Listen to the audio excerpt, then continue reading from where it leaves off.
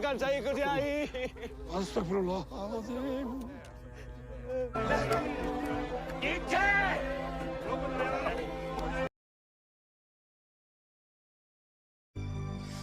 Halo brother, dalam rangka kemerdekaan Indonesia, kali ini admin akan membawakan alur cerita film tentang kemerdekaan Indonesia dengan judul Sang Kiai.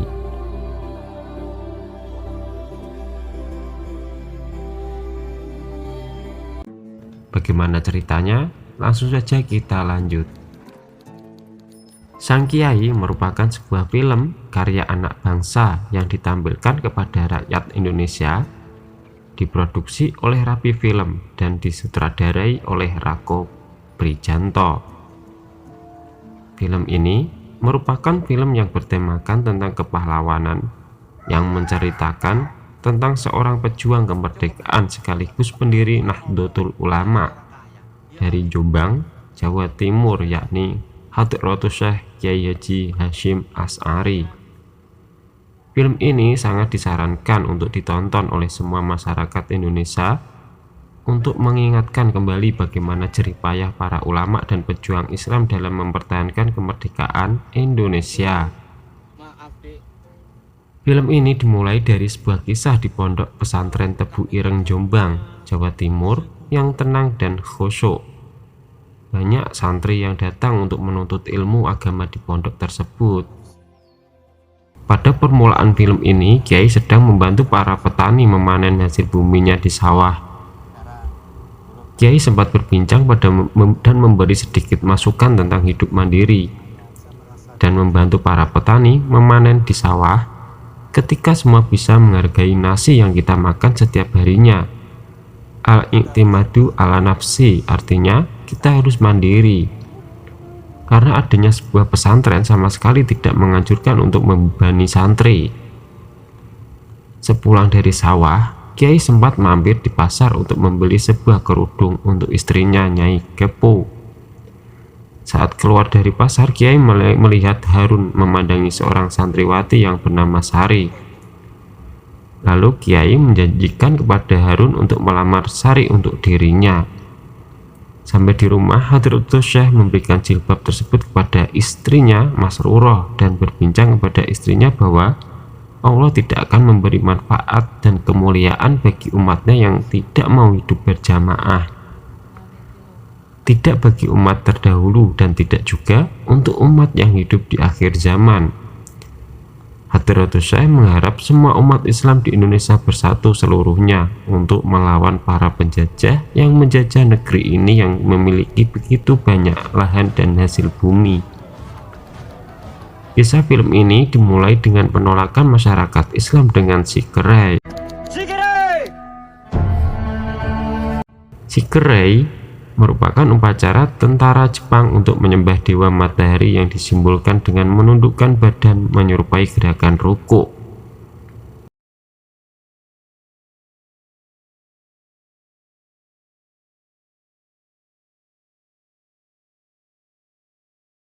Hal ini juga ditentang oleh para ulama termasuk Hadratus Syekh Kyai Haji Hasyim Asy'ari. Hingga kemudian tentara Jepang datang ke pondok Tebu Ireng untuk menangkap Kiai dengan membawa senjata api. Bahkan nyaris membakar para santri yang sedang belajar di tempat itu. Hadratus Syekh tidak mau melakukan Sikerei karena ini bertentangan dengan agama Islam dan juga merupakan salah satu bentuk penyembahan kepada selain Allah. Bahkan dengan tegas, Hadratus Syekh menyatakan bahwa Sikerei itu haram. Selanjutnya, Hadratus Syekh dibawa oleh tentara Jepang untuk dipaksa menandatangani kesepakatan untuk melakukan Sikerei. Namun, Hadratus Syekh menolak hingga beliau disiksa hingga tangannya berdarah. Beliau juga melihat beberapa orang muslim yang disiksa oleh tentara Jepang karena menolak untuk melakukan Sikerei. Saat Hadratus Syekh dibawa oleh tentara Jepang, dua orang santri beliau yang bernama Harun dan Hamid mengikutinya sampai di tempat tentara Jepang membawa Hadratus Syekh. Kemudian mereka berdua ketahuan oleh salah seorang tentara Jepang. Mereka dikejar oleh serombongan tentara Jepang. Mereka pun bersembunyi di salah satu rumah penduduk. Kemudian Hamid menyerahkan diri kepada tentara Jepang karena memilih untuk menyelamatkan Harun dan penghuni rumah yang mereka gunakan untuk bersembunyi hingga Hamid ditembak mati oleh tentara Jepang. Setelah mengakui bahwa dirinya adalah salah seorang santri Kiai Haji Asy'ari, santri Tebu Ireng pun melakukan pemberontakan kepada tentara Jepang, menuntut pembebasan Hadratus Syekh dan tahanan muslim lainnya. Para santri mendengar jeritan Hadratus Syekh yang sedang disiksa oleh tentara Jepang. Kemudian para santri semakin berambisi untuk masuk, namun gagal, hanya menyerukan kalimat semacam pujian di depan gerbang. Dan akhirnya Jepang menolak tuntutan para santri dan memindahkan Hadratus Syekh dari Jombang ke Mojokerto.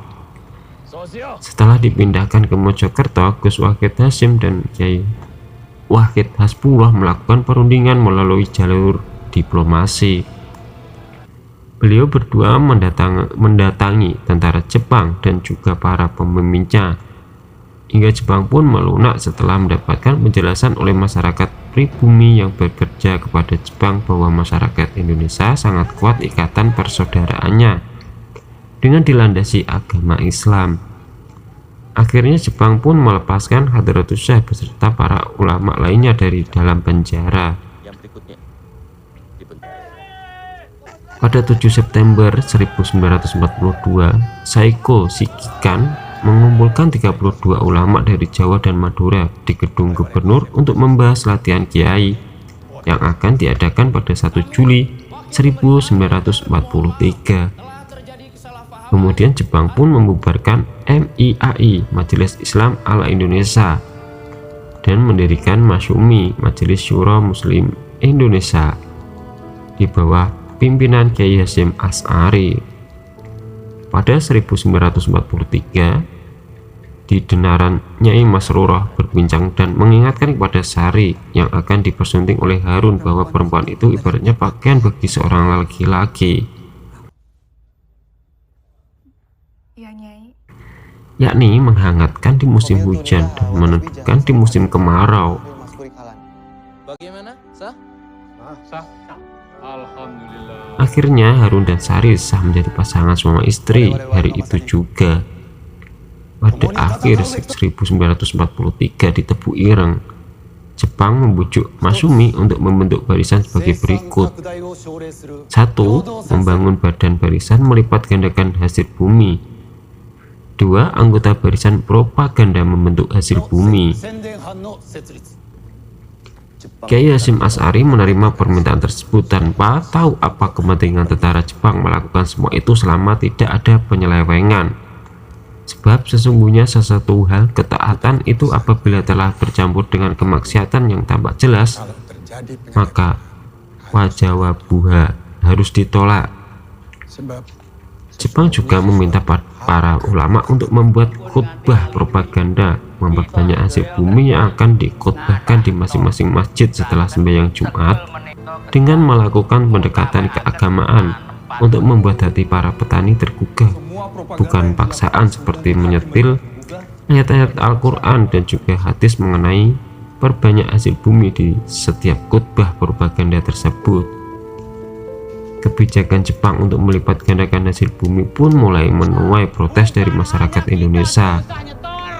Beberapa pemberontakan pun terjadi, salah satunya di daerah Singaparna, Tasikmalaya, Jawa Barat pada tahun 1944. Pemberontakan ini dipimpin oleh Kiai Haji Zainal Mustafa yang menentang kebijakan tanam paksa tersebut.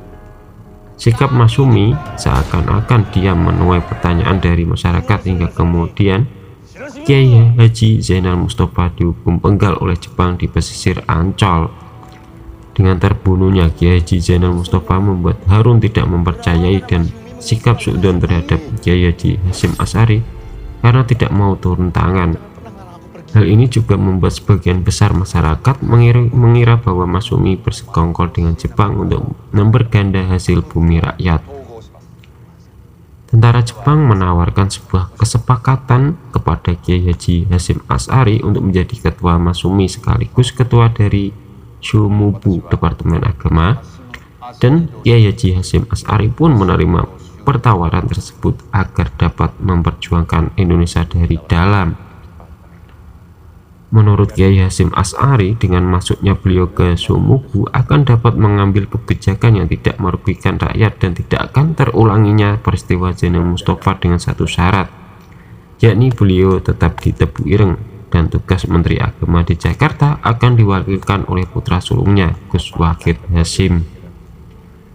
Saiko Shikikan membacakan pengumuman janji kemerdekaan Indonesia oleh PM Kolso di Tokyo karena kedudukan Jepang mulai goyah dan mereka membutuhkan dukungan lebih besar dari rakyat Indonesia.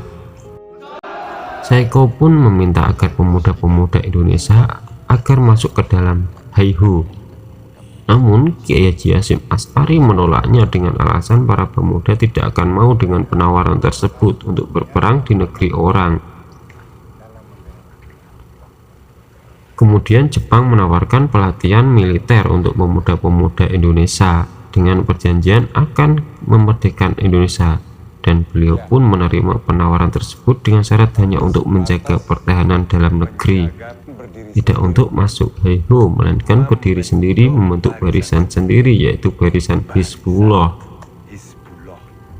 Kemudian atas perintah Kiai Hasyim Asy'ari, Gus Wahid Hasyim memerintahkan kepada Departemen Agama untuk menyebarluaskan berita pembentukan Hizbullah ke setiap pesantren. Setidaknya ada 4 atau 5 santri dari setiap pesantrennya. Kebun Karet Cibarusa, Jawa Barat pada tanggal 11 Agustus mendapatkan informasi dari Sekretaris Negara yang menyatakan tentang penerimaan deklarasi di mana Jepang menyerah secara keseluruhan. Proses penyerahan secara formal oleh pihak Jepang akan dilaksanakan secepatnya. Jenderal Douglas MacArthur dipilih sebagai komandan pasukan sekutu untuk menerima penyerahan kekalahan Jepang, dan akhirnya Jepang kalah pada sekutu pada 14 Agustus 1945.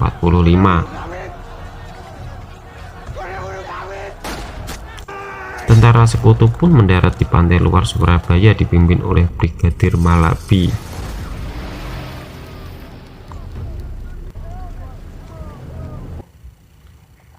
Kemerdekaan Indonesia pun semakin dekat. Soekarno melalui utusannya meminta pernyataan membela tanah air kepada Kiai Hasyim Asy'ari untuk melawan penjajahan. Soekarno menitipkan pesan kepada utusannya untuk disampaikan kepada Kiai Hasyim Asy'ari, yaitu apakah hukumnya membela tanah air bukan membela Allah, membela Islam atau membela Al-Quran. Utusan Bung Karno sempat mengulangi pertanyaan tersebut sampai 2 kali.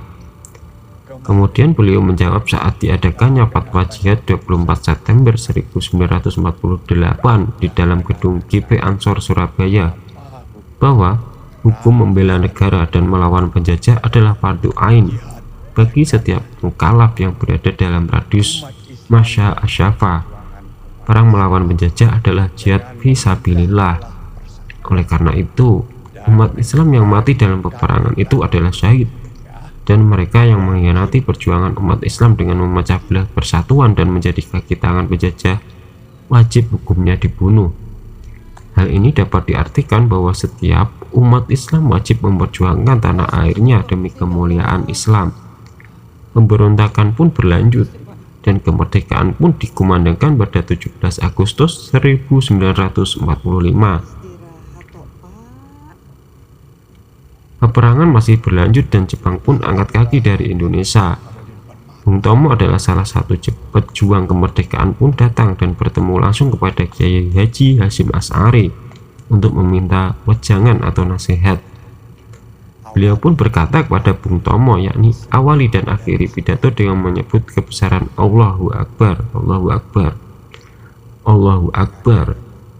Bung Tomo pun menyatakan orasinya kepada seluruh rakyat Indonesia bahwa tentara Inggris menyebarkan pamflet-pamflet yang memberikan ancaman kepada seluruh rakyat, dan mereka memerintahkan kepada rakyat Indonesia harus menyerahkan semua senjata yang berhasil direbut dari tangan tentara Jepang. Dan mereka pun meminta rakyat Indonesia datang kepada mereka untuk mengangkat tangan dan membawa bendera merah putih sebagai tanda bahwa Indonesia telah kalah. Bung Tomo menghimbau kepada seluruh rakyat untuk melawan tentara Belanda karena beliau yakin bahwa Tuhan akan melindungi kita semua, dan mengakhiri pidatonya dengan 3 kali takbir. Sebagian besar para pemuda sudah berkumpul di Surabaya, dan pemuda Jombang pun berangkat ke Surabaya pagi itu juga. Kiai Haji Hasyim Asy'ari memberikan nasihat sebelum keberangkatan mereka ke Surabaya bahwa innamal a'malu binniyat, artinya segala tindak perbuatan itu tergantung pada niat. Jihad hendaknya dilakukan dengan penuh kasih dan sesuai dengan aturan, sebab jihad adalah jalan kebenaran menuju ridha Allah. Rasulullah bersabda, jihad yang paling besar itu adalah jihad melawan nafsu dalam diri. Peperangan pun terus berlanjut. Pada tanggal 20 Oktober 1948, kota Surabaya berhasil dikepung oleh para pemuda-pemuda Indonesia. Kemudian Brigadir Malabi pun menghubungi Jenderal Houghton di Singapura, dan Jenderal Houghton pun menyanggupi untuk menjemput Soekarno dan Hatta. Mereka akan membuat kesepakatan gencatan senjata. Masih di area perang di Surabaya, Harun membuka sehelai kain yang di dalamnya terdapat sebuah surat yang diberikan oleh Sari saat sebelum berangkat ke Surabaya. Harun bangga karena ternyata Sari telah hamil dan ia akan segera menjadi seorang ayah. Terjadi gencatan senjata, komunikasi yang terputus menyebabkan dari 8 pos pertahanan Inggris 2 pos belum mendengar kabar adanya gencatan senjata. Belanda mendatangi gedung internasional Jembatan Merah 30 Oktober 1945. Jenderal Malabi, tentara Belanda, diperbolehkan masuk dengan syarat semua orang yang berada dalam gedung keluar tanpa membawa senjata dan dikawal sampai bandara. Baku tembak antara Belanda dan pemuda Indonesia pun terjadi. Banyak korban kejatuhan termasuk Harun, santri Tebu Ireng. Pengganti Brigadir Malabi, Maijen R.C. Manser memberikan ultimatum pada para pemimpin di Surabaya agar menyerah pada tanggal 9 November 1945. Pada pukul 18 pada 1947, pasukan marinir Belanda yang membonceng sekutu mulai melancarkan agresi militer satu. Film ini ditutup dengan wafatnya Hadratus Syekh Kiai Haji Hasyim Asy'ari, padahal pada saat itu para pejuang Islam masih membutuhkan banyak nasihat dari beliau untuk tetap mempertahankan negara Indonesia di dalam bingkai keislaman. Pada saat itu pula agresi Belanda satu yang terjadi pada tanggal 21 Juli 1947, Jombang pun diserang oleh Belanda. Bahkan pesantren Tebu Ireng dibakar oleh Belanda karena dituduh sebagai sarang pemberontak Muslim. Belanda akhirnya mengakui kemerdekaan Indonesia pada tanggal 27 September 1949. Penyerahan kedaulatan ditandatangani di Istana Dam, Amsterdam. Semua orang yang melawan penjajah itu adalah pahlawan. Tidak ada yang lebih berjasa daripada yang lain. Kalaupun ada yang melupakan jasa mereka, juga tidak mengapa, karena Allah menjanjikan tempat yang sebaik-baiknya para syuhada. Jasa mereka juga tidak mengapa, karena Allah menjanjikan tempat yang sebaik-baiknya bagi para syuhada.